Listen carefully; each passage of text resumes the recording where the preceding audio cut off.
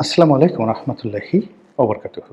সম্মানিত দর্শক, ডক্টর মোহাম্মদ ইউনূস এবং গং এই কথাটাই ব্যবহৃত হচ্ছে। ভারতীয় পত্রপত্রিকায় গত ১৭ মাস ধরে তাকে কখনোই ডক্টর ইউনূস বলেননি। তাকে টিটকারি করে বলা হতো মোহাম্মদ ইউনূস। অনেকে তাকে জঙ্গি ইউনূস বলতো, অনেকে তাকে আরও কত আজে বাজে কদর্য ভাষায় আক্রমণ করত। আমাদের দেশের মানুষ, বেশিরভাগ মানুষই তাকে সম্মান করেছেন শেষ পর্যন্ত, এবং তাকে সবাই ডক্টর ইউনূস বা ইউনূস সাহেব এই কথা বলে বা ইউনূস স্যার এই কথা বলে তাকে সম্বোধন করার চেষ্টা করেছে। তিনি যেভাবে তারেক রহমান সাহেবের সঙ্গে সমঝোতা করেছিলেন, কথা দিয়েছিলেন যে তিনি ফেব্রুয়ারি মাসে নির্বাচন দিবেন, সেভাবে তিনি নির্বাচন দিয়েছেন। তারপর ক্ষমতা হস্তান্তর নিয়ে আলী রিয়াজের কথার পর যে ধরনের, যাকে বলা হয়, সন্দেহ সৃষ্টি হয়েছিল, অবিশ্বাস সৃষ্টি হয়েছিল, সেটাও শেষ পর্যন্ত টিকেনি। তিনি সেই ক্ষমতা হস্তান্তর করেছেন। তো তার যারা আপনজন তারা বলার চেষ্টা করছেন যে দেখো দেখো দেখো, রাজনীতিবিদরা তো দিয়ে কথা রাখে না। তারা একবার ক্ষমতায় বসলে সেই ক্ষমতা থেকে, ক্ষমতার চেয়ার থেকে সরতে চায় না। আমাদের ইউনূস স্যার কত ভালো মানুষ। তিনি যেভাবে কথা বলেছেন ঠিক সেইভাবে ফেব্রুয়ারি মাসে নির্বাচন দিয়েছেন, একদিন এদিক ওদিক হয়নি। আবার নির্বাচনের পরে যত দ্রুত সম্ভব তিনি ক্ষমতা হস্তান্তর করে তার আপন পেশায় চলে গিয়েছেন।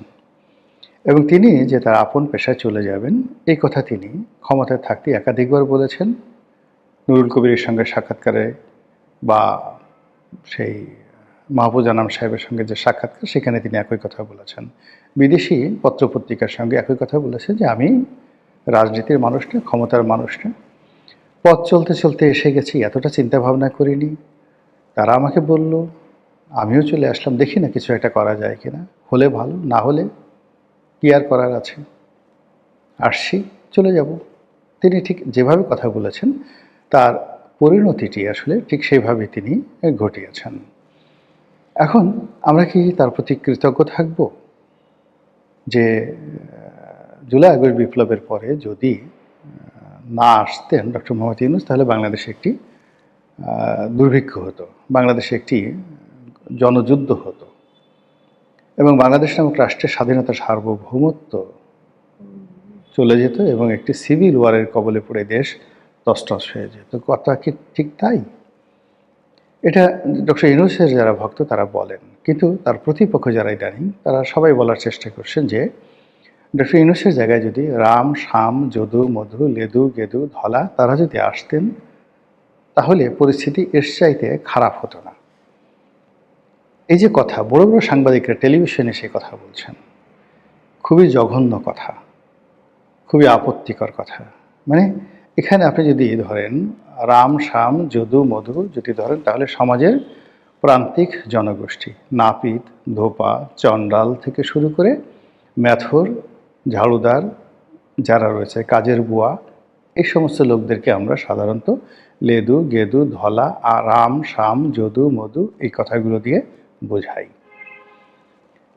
এখন যারা বলার চেষ্টা করছেন যে এই যে বুয়াকে যদি এনে বসিয়ে দেওয়া হতো, নাপিতকে যদি বসিয়ে দেওয়া হতো, তারপর মুসিকে যদি বসিয়ে দেওয়া হতো, তারাও যে ব্যাড পারফরমেন্স করতেন, সেটা ডক্টর মোহাম্মদ ইউনূস যে ব্যাড পারফরমেন্স করেছেন তার চেয়ে খারাপ হতো না।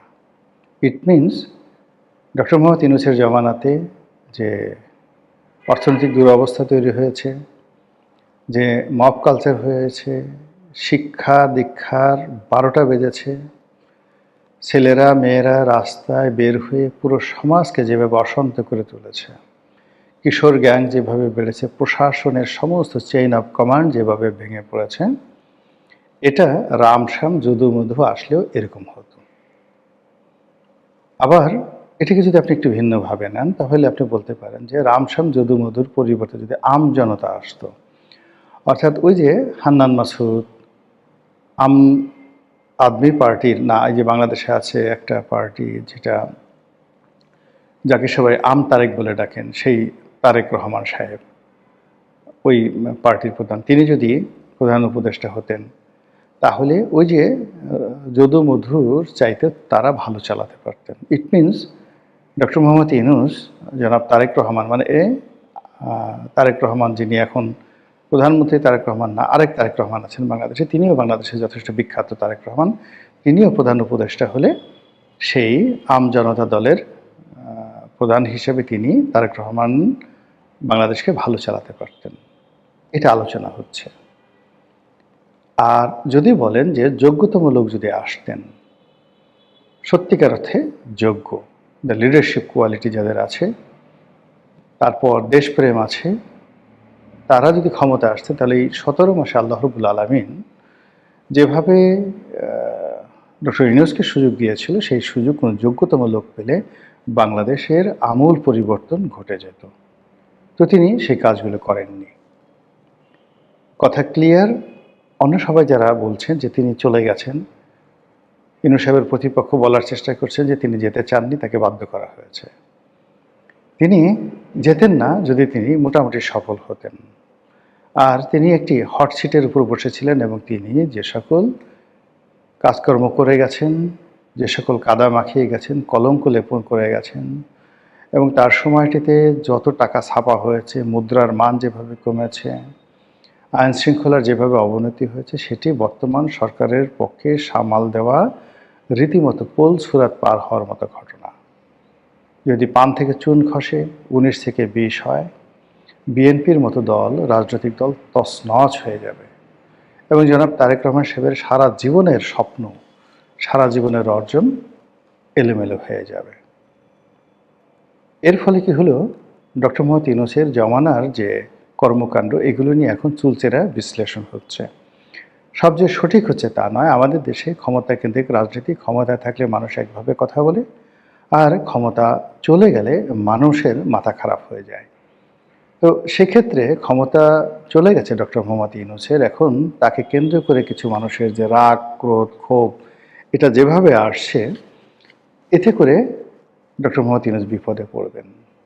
এবং আমাদের মতো কিছু লোক আমরা বলেছিলাম যে ওনার যখন ক্ষমতা চলে যাবে, ওনার গ্রামীণ ব্যাংক ভবন সমস্যায় পড়বে, ওনার ব্যবসা বাণিজ্য সমস্যায় পড়বে, উনি নিজে সমস্যায় পড়বেন, ওনার আত্মীয় স্বজন থেকে শুরু করে ওনার যে পৈতৃক বাড়ি, ভিটা বাড়ি, সব কিছুই সমস্যায় পড়বে। এবং এখন আলামত দেখে সেই রকমই মনে হচ্ছে। তিনি যদি এই সময় হঠাৎ করে রাষ্ট্রপতি হয়ে যান, এবং এখন শাহাবুদ্দিন চুপ্পুর মতো রাষ্ট্রপতি নয়, আপার হাউজ হবে, এবং যেভাবে তিনি সেই যাকে বলা হয় জুলাই সনদে সব কিছু লিখে রেখেছেন, যেভাবে তিনি সংস্কার কমিটি করেছেন, ঠিক সেইভাবে যদি সব কিছু পরিবর্তন হয়, তাহলে হয়তো রাষ্ট্রপতি পদে থাকলে লোকজন বা সরকার কেউ তার বিরুদ্ধে যেতে সাহস পাবে না। আদারওয়াইজ তাকে কিন্তু সমস্যায় পড়তে হবে। তো এই অবস্থাতে যে তার বিরুদ্ধে মামলার কথা হচ্ছে, মোকদ্দমার কথা হচ্ছে, এটা বোধহয় থামবে না, এটা চলতে থাকবে, ব্যাপকভাবে চলতে থাকবে।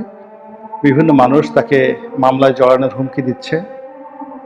আমরা চাই এই বয়োবৃদ্ধ মানুষটি যেন বৃদ্ধ বয়সে বেইজ্জতি না হন।